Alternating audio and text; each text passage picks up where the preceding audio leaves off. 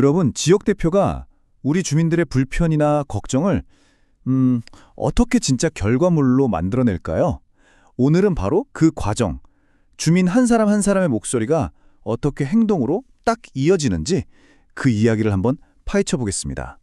바로 이 한마디가 모든 활동을 관통하는 핵심 철학이라고 할 수 있습니다.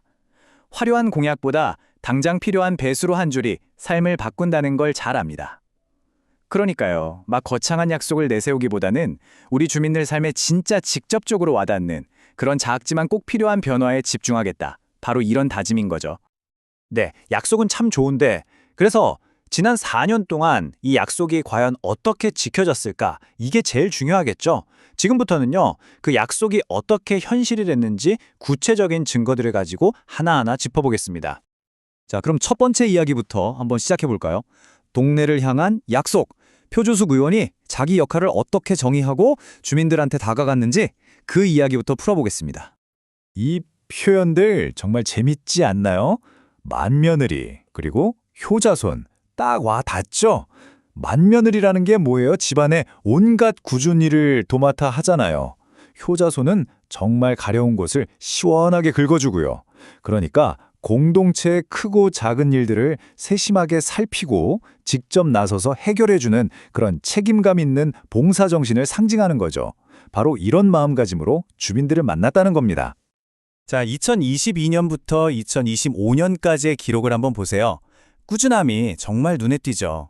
9건, 12건, 10건, 그리고 다시 12건.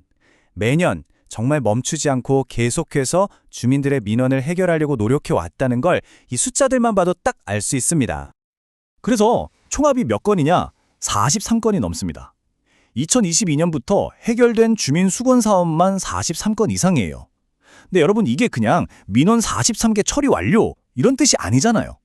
이건 43번 이상 우리 주민들의 삶이 실제로 더 편안해지고 나아졌다는 뜻입니다. 그리고 이 모든 변화를 만들어내려면 당연히 예산이 필요하겠죠. 그 총 예산이 약 12억 원입니다. 이 돈이 전부 주민들 의견을 바탕으로 한 지역 개선 사업에 쓰였다는 거예요. 그러니까 주민들의 목소리가 그냥 듣고 끝나는 게 아니라 이렇게 실제 예산으로 또 사업으로 연결됐다는 아주 확실한 증거죠.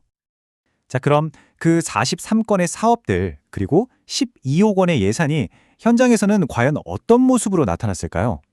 먼저 신뢰의 기반을 차곡차곡 쌓았던 첫 2년, 2022년과 2023년의 기록부터 한번 들여다보겠습니다.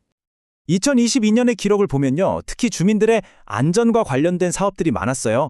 예를 들면 아이들이나 어르신들이 많이 다니시는 동변천 하천변에 안전 난관을 설치하는 거요.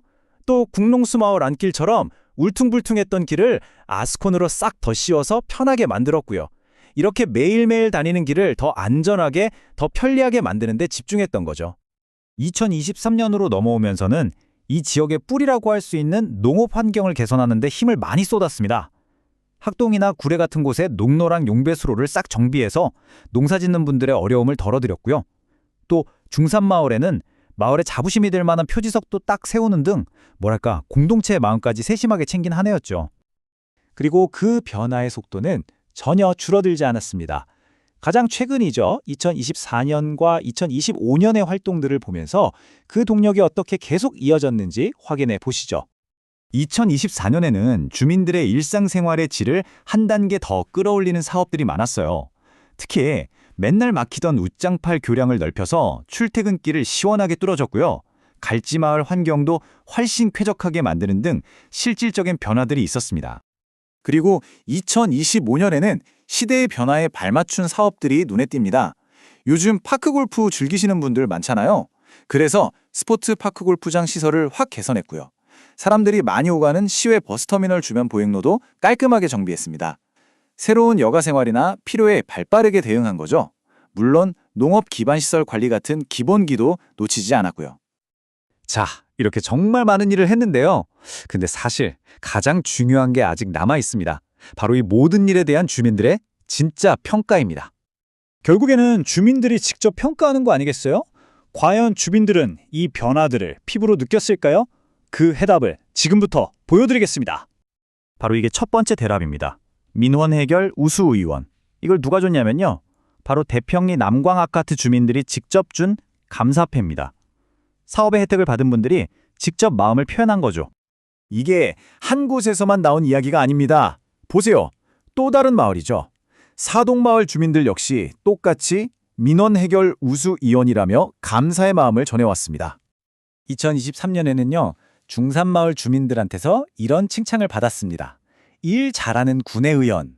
와, 정말 간결하면서도 이보다 더 강력한 칭찬이 있을까요? 지금 보시는 것처럼요. 이 감사의 목소리가 어느 한 동네, 어느 한 해에만 있었던 게 아니에요.